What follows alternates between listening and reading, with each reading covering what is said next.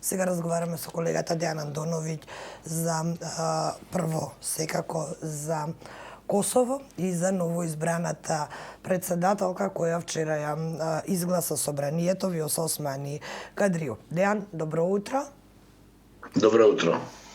Што се случуваше вчера во Косово и што значи сега овој избор на Османи?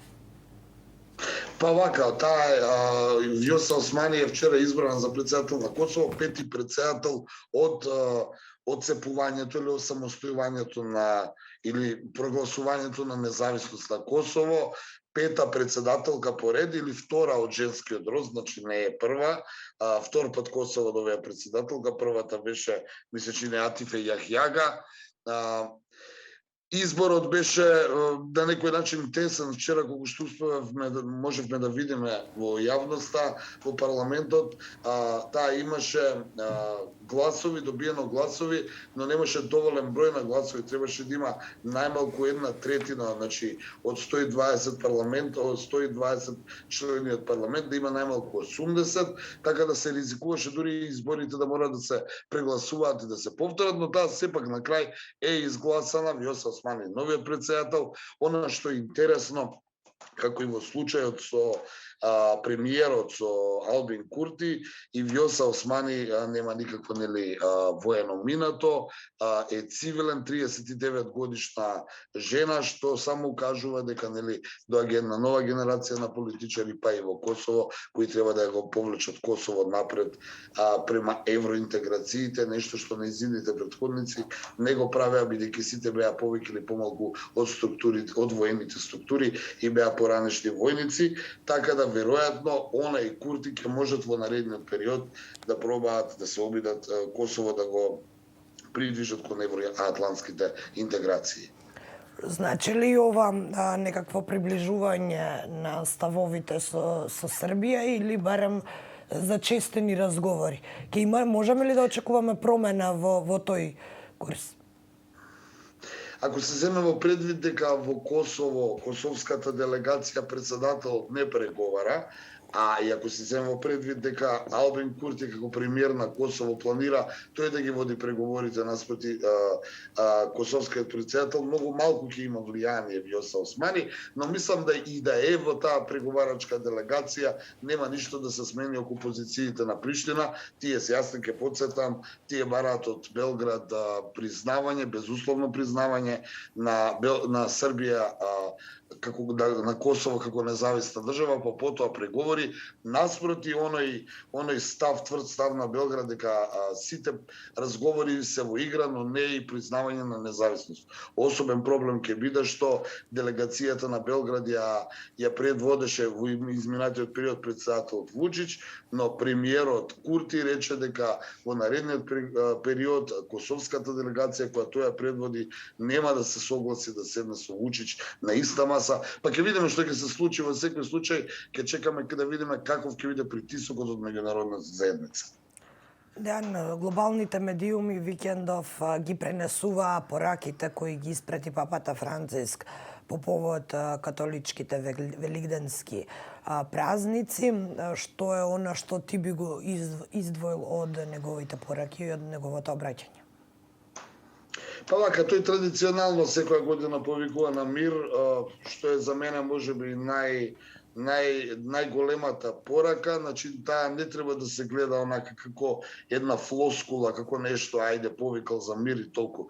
Папата Франциско, конкретно за него зборама, и неговите претходници секогаш традиционално ги повикуваат, повикува на мир, на разбирање, на борба против COVID-19, против пандемијата. Оно што влезе во фокусот на светската јавност секако е неговата критика дека е скандалозно да се купува оружје среде пандемија и дека тие средства кои државите, сите држави, тој не алудираше на една држава конкретно, сите држави кои на некој начин трошат пари на оружје, да се вооружуваат и нели да се закануваат на другите дека се посилни воено, наместо за оружје треба да ги даваат во борбата против пандемијата. Она што вчера можеше да се види е дека и втора година поред плоштадот Свети Петар во Рим остана празен.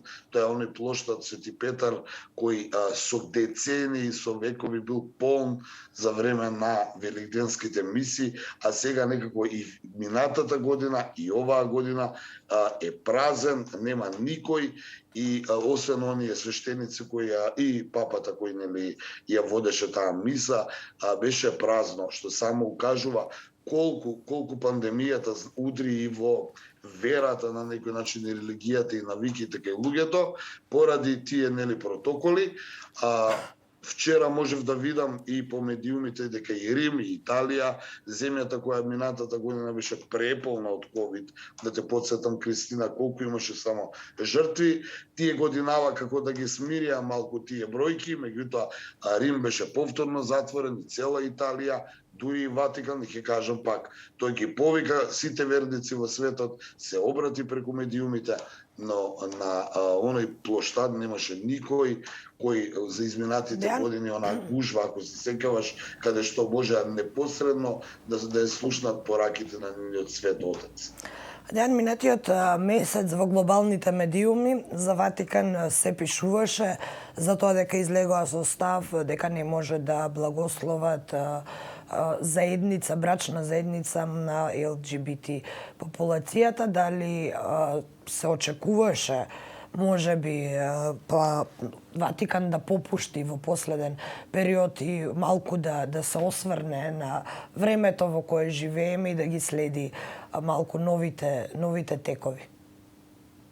Црквите во принцип имаат критика од општеството дека треба да се реформираат и треба да бидат помалку конзервативни. Ниту Ватикан, ниту останатите цркви, зборам за големите христијански, за муслиманската, за еврејската, не ги признаваат се уште, да кажеме, или одбиваат да ја признаат озаконувањето, давањето амин на истополни бракови. Почнува полека тоа право на луѓето кои секој си има право да одлучи дали ќе се и со кого ќе се венча. Сега после тоа ќе веројатно се наметнува и прашањето околу дали може тие исти двојки да усвојуваат деца. Генерално Ватикан е малку поконзервативен и не верувам дека наскоро ќе може да има некакви промени во таа политика, ако се земе во предвид дека ниту една од овие цркви не ги поддржува, барем не јавно, истополните бракови. Сега ја не знам дали протестантската црква, онаа црква која се отцепила од Ватикан пред 300 или 400 години, баш поради тој конзерватизам, дали тие ги одобруваат геј браковите или истополните бракови, но ми се чини дека Ватикан засега не е подготвен и покрај тоа што овој папа Франциско е многу полиберален и многу по-отворен. Токму затоа те прашав дали се очекуваше да малку по-отворен и по-реформаторски став од него. Дејан, уште едно прашање за она што можеби не се пишува толку многу во глобалните медиуми, а тоа е дека Куба развива своји вакцини. Една е веќе во трета фаза на тестирање, а вестите кои ги прочитав оттаму велат дека веќе работат и на втора. Да, Куба е позната држава која, освен што е позната по Фидел Кастро и по американските санкции, малкумина можеби знаат, а можеби не знаат дека Куба има сериозно напредна медицина, да кажеме, можеби најнапредна медицина во таа Латинска и Средна Америка, но поради санкциите и ембаргата очигледно не може не може ни да им парира на овие големи како што се САД, Британија, Кина, Русија, но развива вакцина.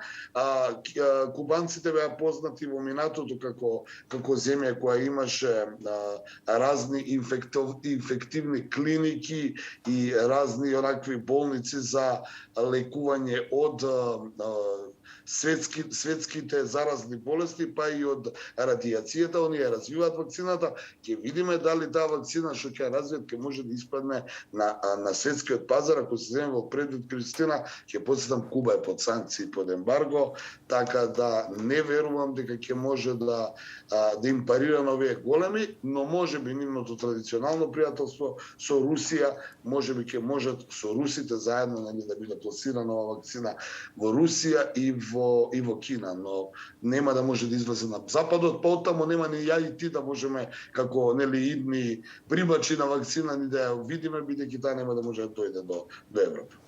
Да, но сама за себе Куба добро се справува со оваа пандемија, некако го држат вирусот под контрола, имаат многу низок Ако е точно, јас се извинувам, таму е сепак